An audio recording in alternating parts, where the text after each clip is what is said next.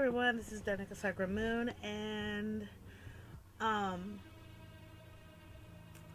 this is my this was supposed to be my drama life, but none of my sophomore students don't want to work, and drawing on a whiteboard with one hand really is not all that convenient.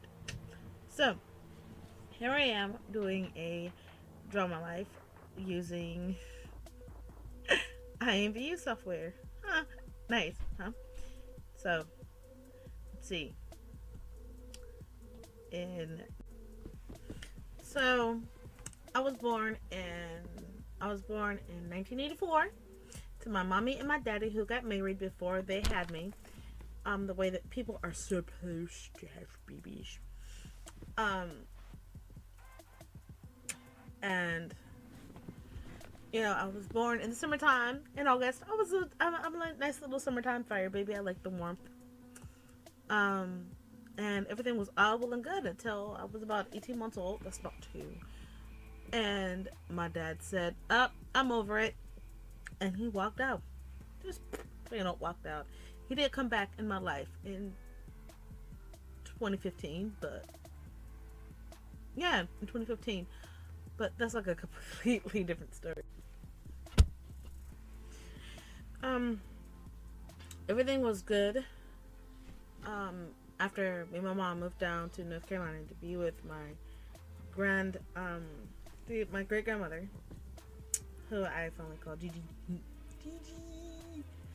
Oh wow, what is going on with her arms, dude? What the fresh? Okay, woo, guitar time, yeah. Anyway, as I was saying, it was like really awesome how things were going since we moved down with my Gigi. But then when I was about 8 years old, I had a cousin that felt like, hey, I want to do stuff. So let's go in your closet and play a game. And all I know is that in that closet, bad things happened. Really, really bad things. And when I told my family of these bad things that were happening, they ignored it. They called me a liar. They called me dirty, a disgrace, nasty, and completely ignored what was going on.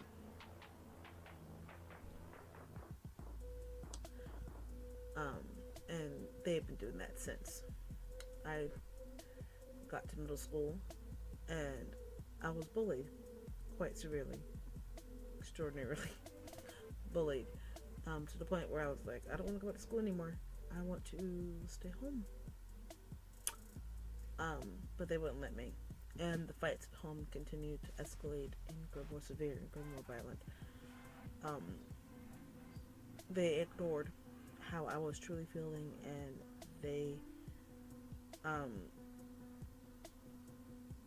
kept throwing me at a therapist, and the therapist kept giving me pills and saying, "Oh, you're sick. You need to take these pills.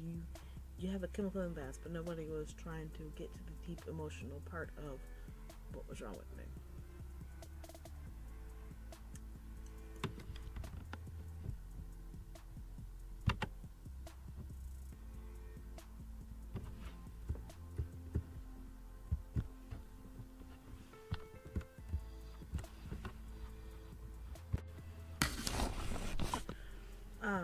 I'm back. Well, you didn't even realize I was gone. So they didn't recognize the problems I was having at home and the problems I was having at school. They just, thought, hey, she's just being irrational, and she really doesn't care anything about this family. Um, then when after they threatened me, a couple of days later, my great grandmother, my mother and I, got into a fight. My great grandmother lifted up a cane and actually threatened to hit me with it. And I grabbed it, pulled it from her, and I said, "You're not going to do that to me." And I threw it down, and I walked to my room very peacefully, very quietly, and closed the door. The next day, I had a knock on my door, and it was the sheriff's department. Um, and they patted me down and they took me to a hospital for a psychiatric evaluation, which led to me being placed in a mental institution for the rest of the summer. While I was there, I was like, okay, I know I don't need to be here. I know I'm not this severely off. I know I'm depressed. I know I'm having trouble with relationships, but I'm not as bad as these folks who are, banging their heads against walls, physically threatening the staff. Um, this chick actually threatened to stab me with a fork because her boyfriend just smiled at me and said hi. Weird, huh? So when it was time for when the 72-hour observation period was over, and it was time for me to go, um, my mom and my grandmother came to the hospital, and my grandmother basically said, "You're not welcome home." Wow, and that led to me living in a group home um, for my senior year of high school. In the group home, I in the group home, I was basically going through the same things I went through in middle school and at home, just all in one really small confined space. And it didn't involve me getting into it with other adults. It involved me getting into it with the other kids in the group home. There's three of us. There was me, I was the oldest, and two girls who were in middle school. All of us were kind of in it together. And apparently I had came right after another girl had left. And that girl, um, everybody really, really liked. So when I came, everybody was kind of pissed off and upset with me. I didn't do it. I'm not the one that took the girl from you. I'm just there filling in the void. Um, so this girl who lived there decided, oh, I'm gonna run away. But when I run away, I'm gonna take um, Danny's shoes and Danny's money that she earned, really hard to earn. And her and the other girl went to school that morning, but didn't come home. The teachers found their backpacks by the fence, and they had ran away. And they ran all the way back to Durham. They were gone for about 3 days. Um, one of them came back. The other one was gone. She got sent to jail. But then in her place, another girl came who was much worse than she was. She actually, in front of the woman that was there to, quote, take care of us, be the adult influence on us, she actually asked her, what would happen if I smashed her head through this table? And it was pretty much a glass table. Not like this one in front of me, but it was a glass table. And the woman didn't do anything. She didn't say anything. She just sat there like, oh, she's just kidding. She's not really going to do it. Really? So,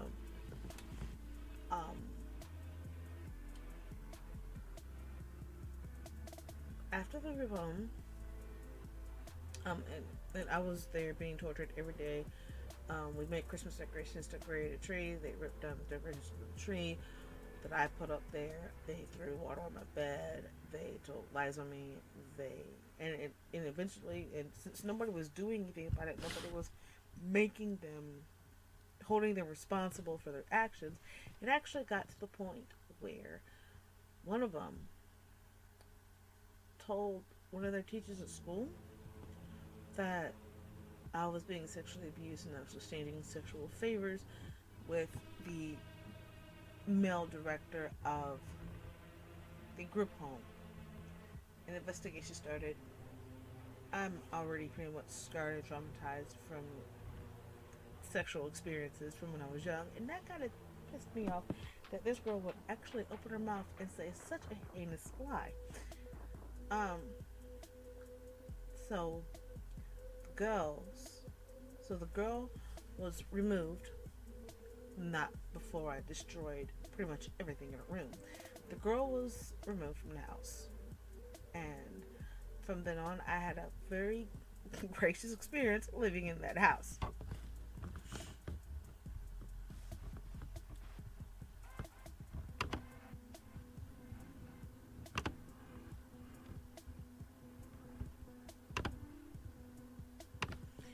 Now,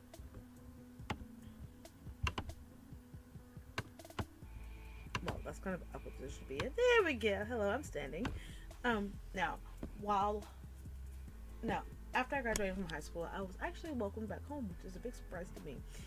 Um, I'm actually Wiccan, and a big part of the fallout that we had in my family was over the fact that I'm Wiccan. I practice Wicca and witchcraft, and I am a pagan. And they just didn't like it because all of them are Christians. All of them believe, have a, sort of different set of beliefs than I do. But in short, we are all pretty much the same people. Now, they they had already destroyed a bunch of my stuff. They had already destroyed books that I had purchased and notes I had written, things about my faith to try to erase it, get it out of the house, and force me to turn my life around. That won't happen at all. I'm still Wiccan, I'm still pagan, I'm still practicing it. Um, I went to college, and from 2002 till about 2008, I really didn't know what I wanted to do. I knew what I wanted to do. I'll, I'll take it back. I knew what I wanted to do, but I didn't know how I was going to get there and how I was going to do it. Whoa, that's a bit too far. How I was going to do it. Um, but I knew what I wanted to do. Um, in 2008, me and my family had, no, back up. 2007 was a really hard year for me. I really don't remember much of 2007, and I really do not remember a whole lot from, 11th grade, 11th to 12th grade either. But 2007 was really hard for me. I had, um, the first fiance I had that I was really, really deeply in love with and really wanted to marry told me by order of his parents that you're not going to marry this girl. You are going to break up with her instead. Joy. So he broke up with me on his parents' command.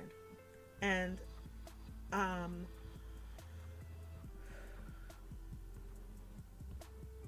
that was pretty much the end of that relationship.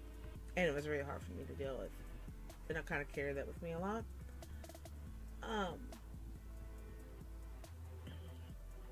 My best friend, who was also my first girlfriend, died that year. That was extremely hard for me. Family life was getting worse, getting harder. No one was understanding. No one was trying to understand. Everyone was making assumptions. Everyone was thinking this, that, and the other. And no one was actually having a conversation or communicating with each other at all. And they oftentimes made me feel like I was in a cage because I was such a burden. I was such a failure. I was just,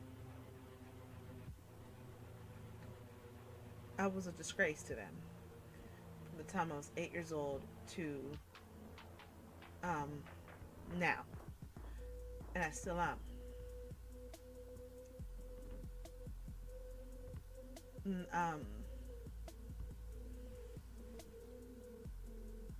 Wow. So I had really bad thoughts. I had really dark thoughts. I had thoughts that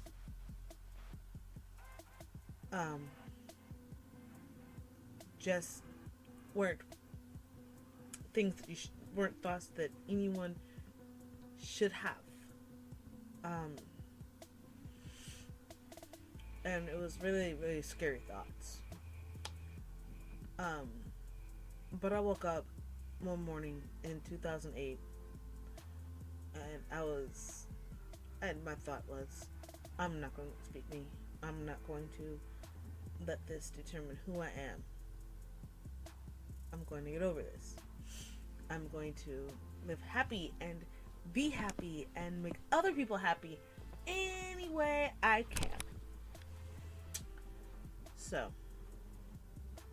in 2008, I woke up. Also, early in 2008, I met this guy who lived in Indiana.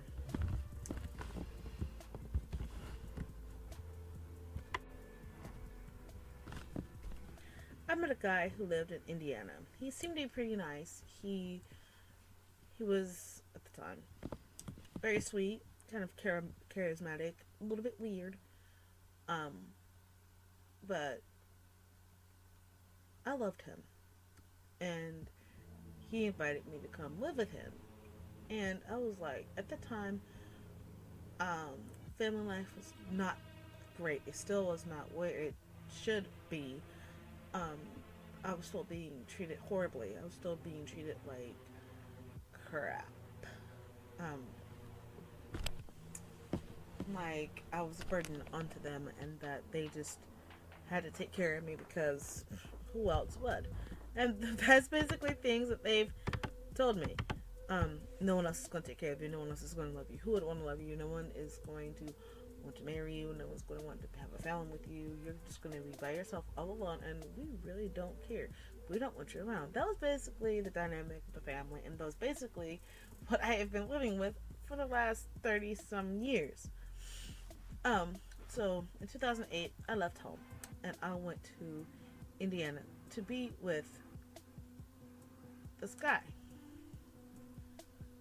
So while I was there, I found out a couple of months after getting there that I was pregnant with my little Bonnie, and she has a little show on my channel, so check it out. I was there with my Bonnie. I was pregnant with my Bunny, and I started to see a difference in him. He would go out all the time with his best friend. He would go to a bar. He would go to a club. He would go anywhere but be there with big, sick, pregnant me. I was very sick. I was losing weight instead of gaining it. I couldn't keep anything down. The only thing I could keep down was pasta and fast food. That was it. If I tried to walk, I would get dizzy. If I tried to clean up, I would get dizzy. I was very, very sick. I was in pain a lot. Doctors kept saying, "Oh, you're probably having a miscarriage. Prepare yourself to have a miscarriage." But I wasn't having a miscarriage. I actually had something that's kind of common among black women, and that's called fibroids. And as the baby grew, the fibroids shrunk and imploded on themselves and caused me all kinds of pain and sickness and all that kind of stuff.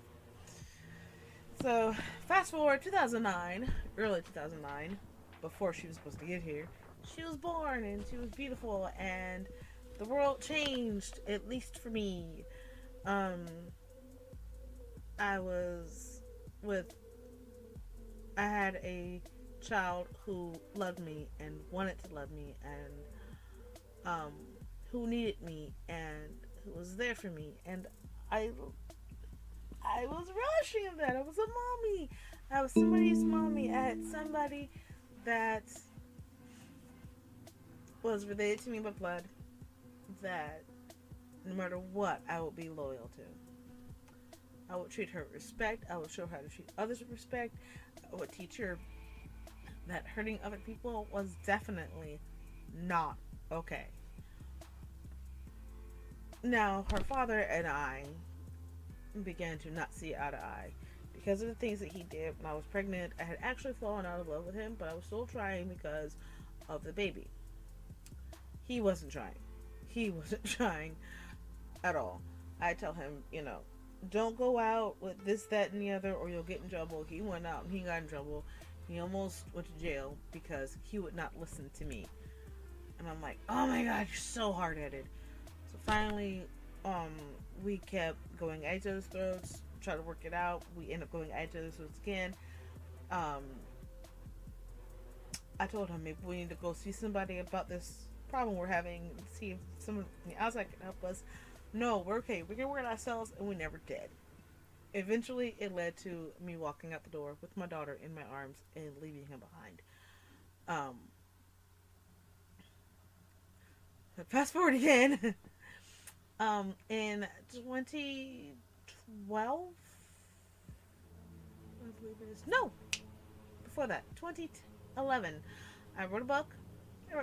I wrote a novel, and it became my first published novel.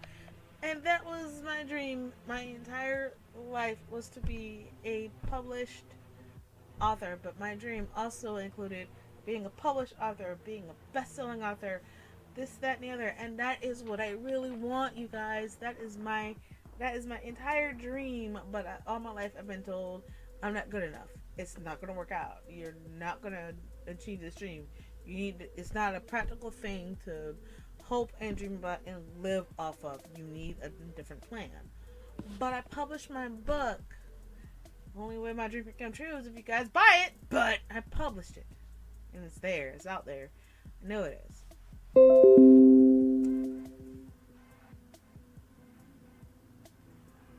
I keep getting stuff popping up on my screen. It's really annoying. Anyway, so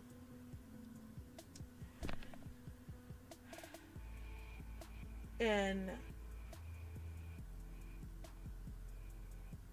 2014, my Gigi died. She died on June 19th of 2014. And she was actually she's, besides my mom, she's really the only person I can say in my family I could say that I really miss, because she has literally been there since I was little. And yeah, even though we've had fights about how me and Gigi treated each other, she was still there for me. If I needed money, she'd give me money. I wouldn't even have to ask. My grandparents didn't like her giving me money, but she did that little grandma handshake where she has a dollar bill and she'd be like, here you go, take this. Give me a hug, baby. And it's like, you open your hand and there's like $50 and you're going, wow. And once again, everything changed again. And instead of being nicer to me, instead of treating me like I am part of the family, because I did shed tears that day. I have been, very sad about her death since 2014. They just continue to treat me badly. I think they treated me good for like 3 days, and then it was right back to status quo with how they treated me.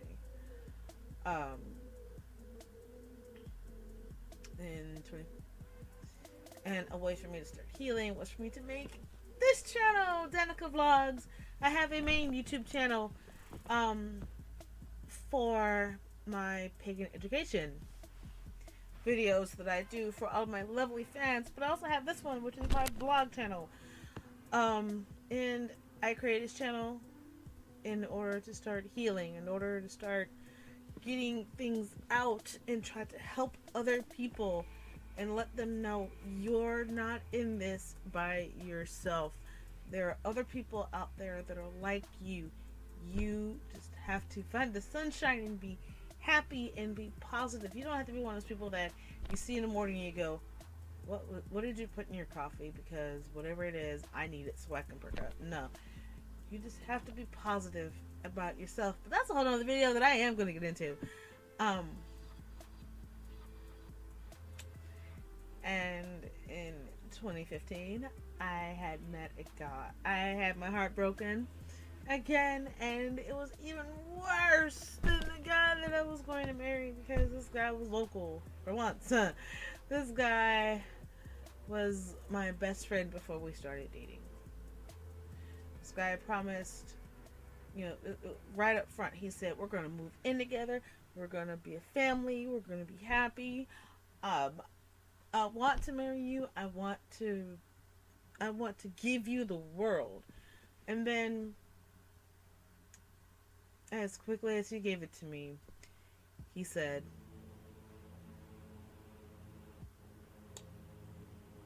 you're not the one I want. I'm not in love with you. I'm never going to be in love with you. This is not going to work the way we want it to. And I was so heartbroken. I literally had to force myself out of bed. Force myself to feel better. I had to force myself to smile so I wouldn't scare my kid. So nobody would say, oh, she's incapable of doing anything. She's not a good mom. Take the kid. I had to do it. I had to play adult. I could not lay in my bed and cry about it all day long. I saved that for after my kid was in bed. But a few months went by. It started getting easier. It started getting easier for me to get up. It started getting easier for me to breathe again, for me to live again. Because I kept telling myself, you have something greater than him. Have something more worthwhile than him to live for. You don't need a guy. You have your daughter. You don't need a guy. You just need to get out of this bed and do stuff. Don't lay here. Don't let your body get disconnected with everything else. Get up, go out, and live. And that's what I did. My heart was still broken. My heart was still hurting. However, I got out and I lived the best I could. I lived to see my daughter smile, lived to do her homework, help her do her homework. I just lived. And one day, I got a message on a dating site from a guy. And this guy happened to be JP. And I was like, okay, he's pretty handsome. At first, he didn't want to go out with me because I had a kid. And he didn't think that he could handle that. But then, eventually, he kept coming back. He kept coming back to message me. He kept coming back to talk to me. And then eventually we just said, screw it. We're going to go to Starbucks. And it was there at Starbucks that we met and had our first date. We sat and we talked for hours. We talked about our jobs. We talked about our hopes, our dreams, what we want in the future, what we want out of a relationship, just our family lives and everything. We talked and talked and talked, and we had met at like 2:00, and we didn't separate. We didn't go home until about 4:00. He was such a gentleman, and he was really sweet and really nice, and we had a really good time together. And then we went on another date, and then another date, and then another date, and then another date, and then another date, and then another date, and we have been together for 6 wonderful months, and we're in love with each other. And he keeps letting things like, "Oh, you're going to marry, you're going to marry me, and we're gonna get married," and things like that slip his lips. And I don't know if we are. I don't know if we aren't, but I do know I am enjoying this. I am enjoying my life and everything in it right now. JP has actually started making YouTube videos, and I will link his channel in the description. So that's it. That's my life up to now. If you like this video, like, share, subscribe, comment below. Um, the links to Marauder X and JP's channels are also in the description box below. I am Danika. This was Draw My Life in a completely different, not drawing kind of way. I hope you enjoyed it, even if you just sat there and went, "Why is this coming over?" I don't care. I just got tired of trying to do it with drawing animation software.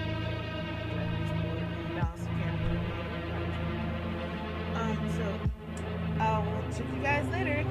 Peace, love, and Stardust. Bye, ladybugs.